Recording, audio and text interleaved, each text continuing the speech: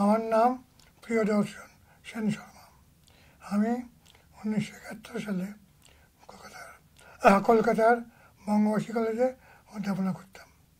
তার আগে বলি 1954-তে এখান থেকে এমএসসি পাস করে কলকাতায় গেছি।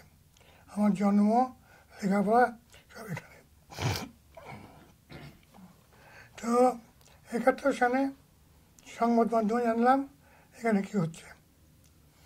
ফলে আমার যিনি ভাইস চ্যান্সেলর ছিলেন তিনিও খুব মুগ্ধ হলেন। তারও বাড়ি ছিল খুলনায়। তিনি বললেন শিক্ষক এবং ছাত্রদের জন্য কিছু করতে হবে। ইউনিভার্সিটির কর্মচারী, শিক্ষক, ছাত্র সব মিলিয়ে একটা মিটিং হলো। সেই মিটিং থেকে তৈরি হলো Calcutta university committee for Bangladesh সহায়ক সমিতি। Main trust area teachers and students. কারণ একটা জিনিস বোঝা গেল যে ছাত্র যারা এসছে ক্যাম্পে থাকছে, তাদের লেখাপড়া না করা হয় তারা বকে যাবে, তাদের একটা জেনারেশন সব বনাশ হয়ে যাবে। অর্থাৎ তাদের কিছু করতে হবে। আর যে মাস্টারমশাই এসেছেন এখান থেকে গেছেন, তাদেরকে দিয়েই পড়ানো উচিত, তাদের জন্য একটা বন্দোবস্ত করতে হয়। তো সেটা আমরা করলাম, করতে আরম্ভ করলাম।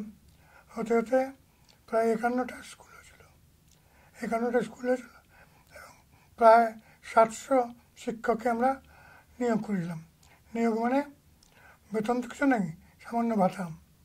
বেশি টাকা তুলতেই বহু জায়গায় আমাদের অর্থ সাহায্য চাইতে হচ্ছে।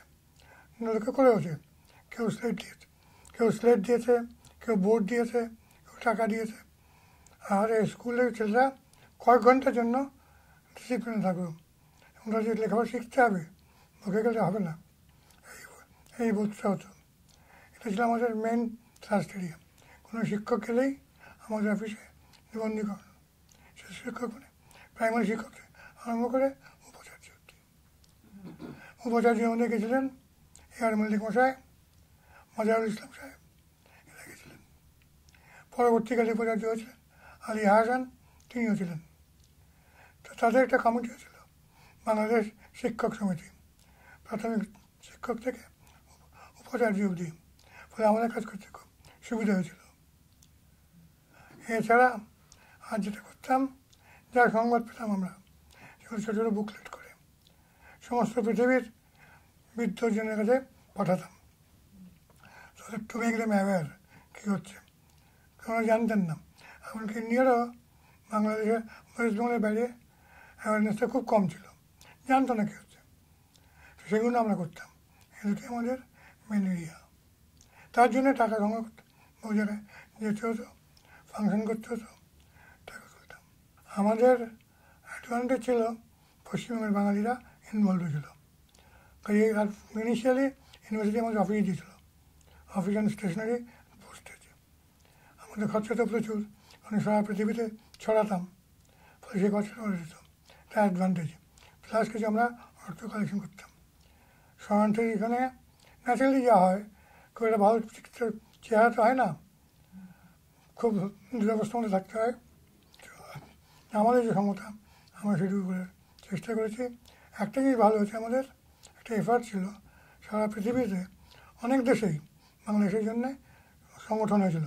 কিছু বাংলাদেশের বাঙালি বাইরে তারা করেছিল, কিছু অন্য বাঙালিরা করেছিল, কিছু লোকাল লোকরা করেছিল।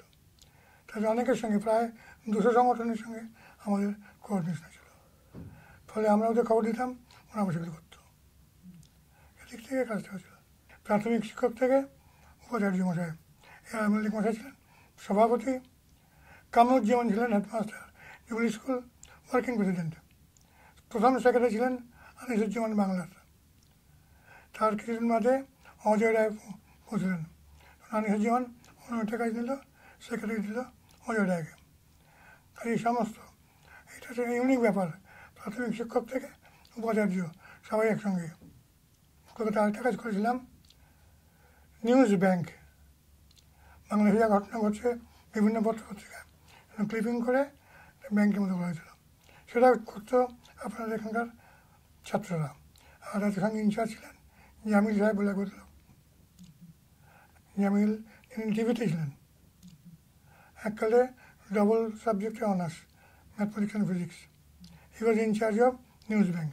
তার সঙ্গে 15-16টা ছেলে মেয়ে ছিল, ওরা কাজ করতো, সব কিন্তু ভলান্টারি। আমাদের তো টার্গেট ছিল অধিবাস্তুদের সঙ্গে থাকা, এখন যারা যেটা পারে সেটা করা। আমরা শুধু পিছন থেকে কী তোমার চাই নাও, যদি পারি নাও, আর না পারলে চেষ্টা করতাম সংগ্রহ করে দিতে। কাজটা এখানকার ছেলে মেয়েই করতো। আমরা এসেছিলাম এখানে, সমস্ত কাগজপত্র খুব সম্ভব বাংলাদেশ ভলান্টিয়ার একটা অর্গানাইজেশন ছিল, খুব সম্ভব যে মনে নেই, তাদের দেওয়া হয়েছিল। তারপরে কেউ চাই না, সেই জন্য করা হয়েছিল after some time when emotion will die, facts must be collected from the sources. সেই উদ্দেশ্য করা হয়েছিল। এবং যে ছেলেমেয়ে করতো ওরা খুব ব্রিলিয়েন্ট, লেখাপড়া খুব ভালো, ওদের selection of item was definitely very good. এই ট্রাঙ্কগুলো কোথায় আছে আমি বলতে পারবো না, আমরা এসে দিয়ে গেলাম। আমরা গর্বিত উই কুড পার্টিসিপেট। আরও গর্বিত your government, your people have remembered even after 42 years। আমাদের জন্য যে বন্দোবস্ত করেছেন এলাহি ব্যাপার, প্রচুর বন্দোবস্ত করেছেন, যে সম্মান দিলেন আশাও করিনি। কেন ঐতিহ্য কাজের জন্যে একটা গভর্নমেন্ট আমাদের সম্মান দেবে, এটা সাংঘাতিক ব্যাপার। To us it's very much invaluable, ভীষণ সন্দেহ নেই। একে তো even after 42 years you remember us for our very little contribution.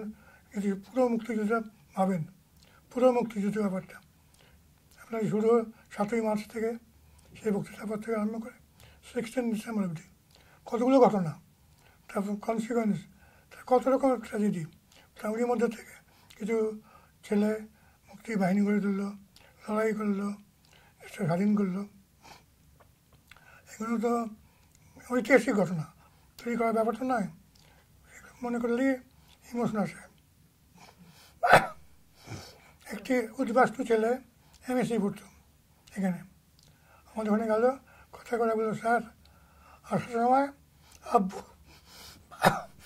ধরে দাঁড়িয়ে আপনি বললাম টাটা, আর জানি না বা আসেন কেন জানি না।